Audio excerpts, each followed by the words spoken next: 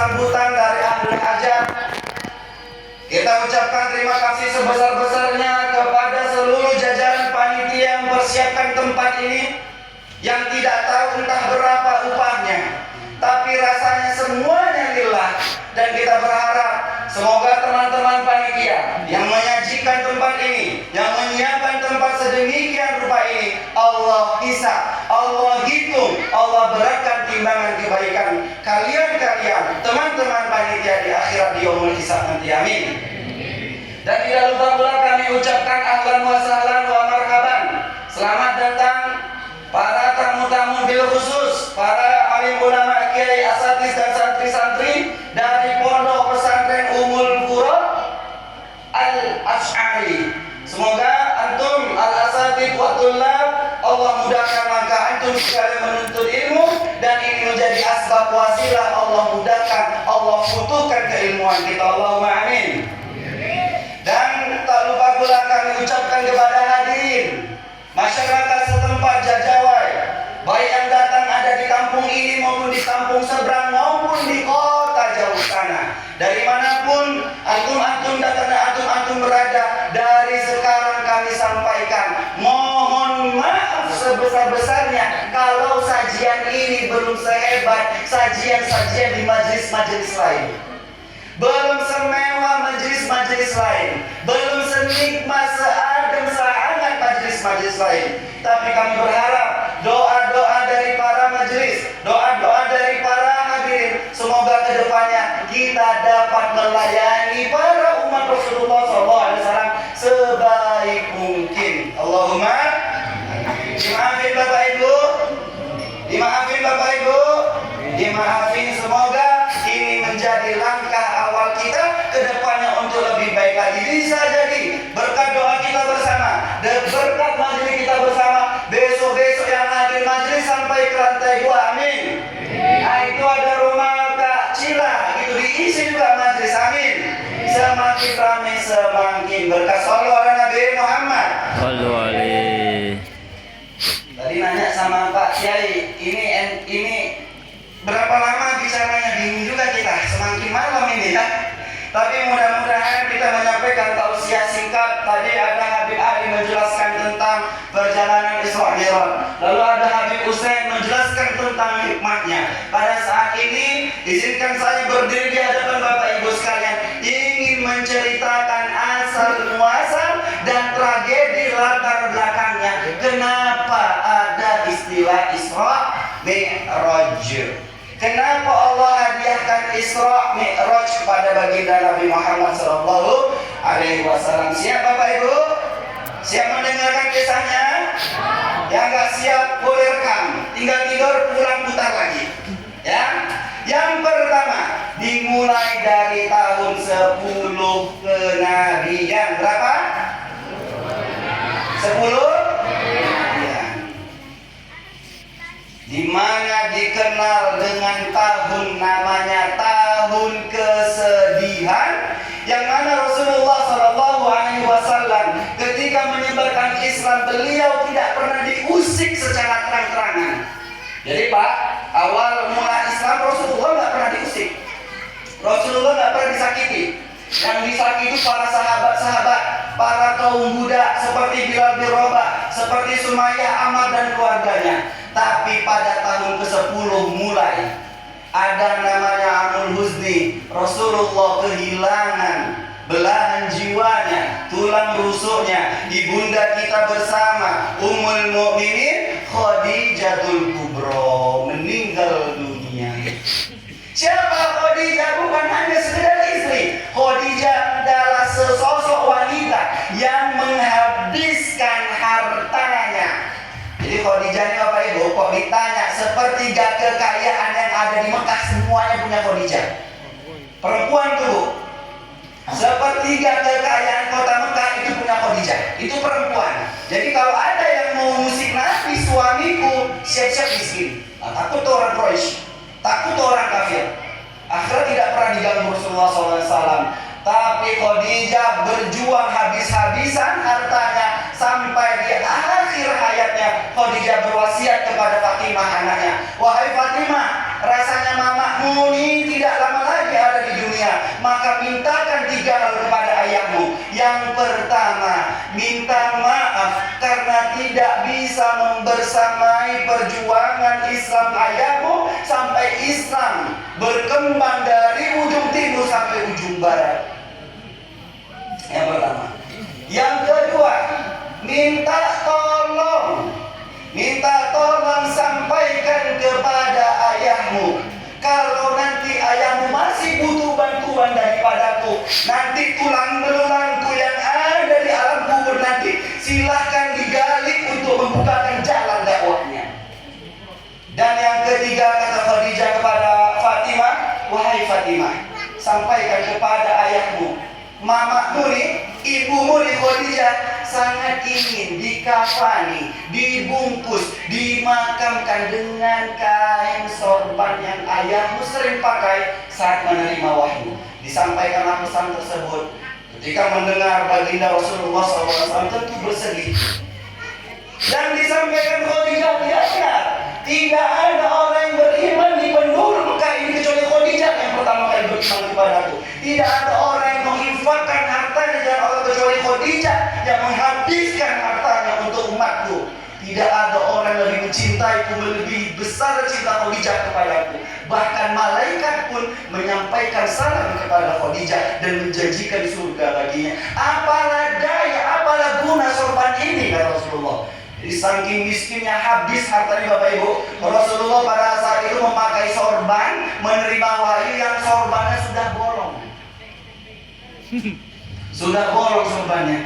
Apa aku gak malu memakamkan kekasihku, membungkus jenazahnya dengan kain bolong ini? Lalu seketika dikatakan dalam suatu riwayat, datang malaikat Jibril membawakan kain kafan daripada surga untuk memuliakan dan menyambut jasad makhluk paling mulia, yaitu kekasih Rasulullah SAW. Di antaranya adalah Sayyidatuna Khadijah. Meninggal dunia bapak-bapak, meninggal dunia ibu, sedihnya minta ampun. Gak lama setelah itu siapa yang meninggal? Pamannya Abu Thalib, yang mana pamannya ini adalah yang selalu membela di antara pembesar-pembesar Quraisy. Jadi kalau tadi Khadijah membela dalam segi kekayaan dan bisnis, berani kau usik suamiku, miskin kau 7 turunan, kata Khadijah. Kurang lebih begitu Bapak Ibu. Tapi Abu Thalib ini berani, Abu Jahal, Abu Lahab, Abu Janda, Abu apa itu lagi? Abu Sufyan berani main-main sama Muhammad. Siap-siap kita perang antar suku. Jadi suku Abdul Muthalib atau suku Abdi Manaf, Bani Abdi Manaf itu yang paling hebat dalam strategi perang. Berani main-main dekati Muhammad, kau sakitin hatinya, siap-siap kita perang suku. Kala itu Abu Thalib adalah kepala sukunya Abdul Manaf. Jadi ketika meninggal dunia bersedihnya Rasulullah SAW kala itu tidak bisa mentelkinkan pamannya di kala itu karena digoda oleh dua kerabatnya, ya diantaranya adalah Abu Jahal. Sedih Rasulullah. Ya Allah, bagaimana pamanku? Dia habiskan tenaganya, dia jual jabatannya, dia lindungi aku untuk berdakwah di jalanmu, maka berikanlah dia hidayahmu. Tapi kata Rasulullah apa? Kata Allah apa? Sungguh yang bisa memberi hidayah hanyalah aku, kata Allah. Wallahu a'lam bishawab. Semoga Allah berikan kepada Abu Thalib hidayahnya Allah Subhanahu wa taala yang nanti kita tidak tahu bagaimana di akhirnya. Dan itu kesedihan bagi Rasulullah SAW. 2 ini meninggal Bapak Ibu. Ini raja terakhir yang meninggal. Barulah mulai Rasulullah berdoa depan Ka'bah, sholat depan Ka'bah. Tahu diapain dik? Dilempar kotoran unta. Lagi sujud dilempar kotoran unta. Datang anak Nabi Fatimah yang kecil tuh kala itu radhiyallahu anha. Apa kata datang? Digeser kotoran unta tersebut. Wahai orang kafir Quraisy, kenapa kalian jahat sama ayahku? Dia hanya beribadah depan Ka'bah sampai kalian lempar kotoran. Satu demi satu, 1, 2, 3, dan banyak cobaan-cobaan yang mulai menimpa Rasulullah. Saking sedih Rasulullah tidak punya teman dakwah lagi. Rasulullah berhijrah berdakwah ke negeri yang disebut namanya kota Taif. Apa itu? Kota Taif. Dengan harapan sampai ke kota Taif dapat teman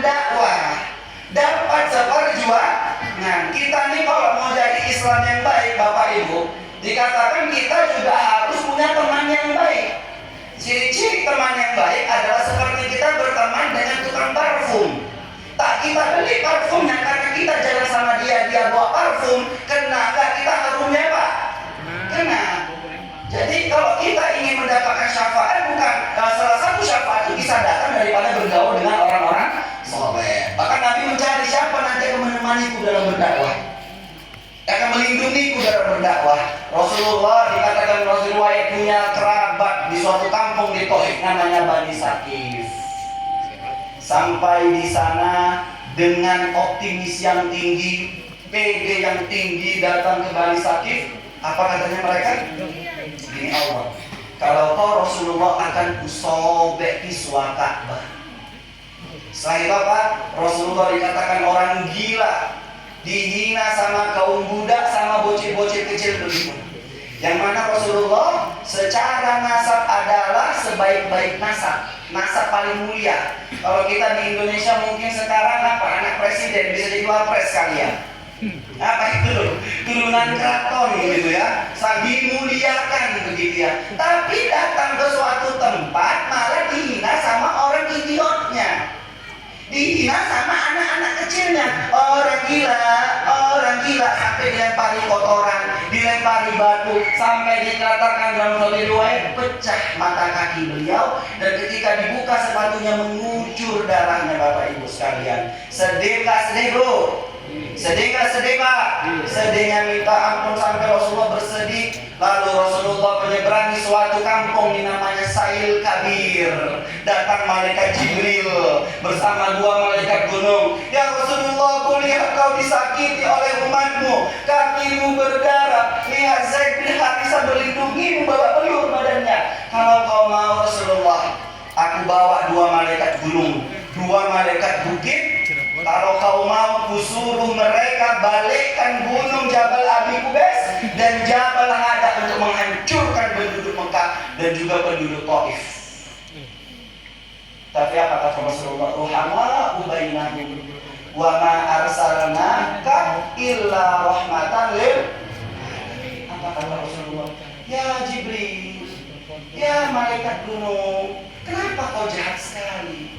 Kenapa kau sakiti mereka? Fa innahum qaumun la ya'lamun. Sungguh mereka adalah kaum yang belum mengetahui. Dan aku berdoa kepada Allah agar Allah akan menumbuhkan, akan melahirkan daripada kota Taif dan kota Mekah tadi orang-orang yang selalu menyembah Allah dan tak pernah menyekutukannya. Sampai sekarang di Mekah dan di Taif itu Bapak Ibu selalu dijaga oleh Allah Subhanahu wa taala, yang mana mereka selalu melindungi Nabi Muhammad SAW, mempercayai, mengerjakan amalan-amalan sunnah daripada Nabi Muhammad SAW. Tidak dijatuhkan dari bukit, ya kan? Sampai Nabi pulang ke Mekah, gak bisa masuk Mekah, Bapak, di boykot, di banned. Akhirnya melalui jalur diplomasi Nabi sampai ke kota Mekah. Panjang cerita di Mekah, cobaan makin banyak, dakwah makin susah. Bayangin Bapak Ibu, berdakwah 13 tahun di kota Mekah, yang Islam hanya 70 orang. 13 tahun dakwah di Mekah, yang Islam hanya 70. 13 tahun itu gak sedih Bapak Ibu Rasul habiskan. Sedih, gundah gulana. Amul Huzni, istriku meninggal, pamanku meninggal, pembelaku meninggal. Pergi ke Taif mencari teman untuk berdakwah, menerima ajaran Islam, malah dilempari batu, malah dicaci maki. Sampai ke Mekah, kampung halaman sendiri pun aku tak bisa tinggalkan. Lalu akhirnya panjang cerita, suatu malam Rasulullah tidur. Dikatakan suatu riwayat tahun 11 kenabian didatangi oleh malaikat Jibril beserta malaikat Mikail. Lalu terjadilah istilah pembelahan dada yang disampaikan oleh Habib Hussein tadi kalau tidak salah. Pembelahan dada dan mulai perjalanan Isra dan Mi'raj yang nanti inti dari segala inti daripada cerita Isra dan Mi'raj ini Bapak Ibu sekalian, apa itu? As-shalah. Apa? As-shalah. Innama awwalu ma yuhasabu bil 'abdu yaumal qiyamah as-shalah. Sungguh yang pertama kali dihisab oleh seorang hamba di hari kiamat nanti itu adalah sholat. Kalau aman sholatnya, masuk jalur VIP. Ini pentingnya sholat Bapak Ibu. Bahkan dari cerita kita ambil ke dalam tadi, Rasul dalam keadaan sedih, kecewa, gundah, gulana, sakit hatinya, bingung kepada siapa. Lalu ketika itu Allah kasih hadiah sholat. Rasulullah hanya 3 di dunia ini Bapak Ibu. Hanya 3 yang Allah cinta, yang Rasulullah cintai di dunia ini. Hanya 3 yang Rasulullah cintai di dunia ini. Pertama, at-tib. Apa itu tib? Parfum. Di dunia ini Rasulullah cinta kepada wangi-wangian. Bukur, parfum, misk, ekor, itu semua Rasulullah cintai. Yang kedua, Rasulullah mencintai wanita. Maka Rasulullah di akhir hayatnya istausu binisa.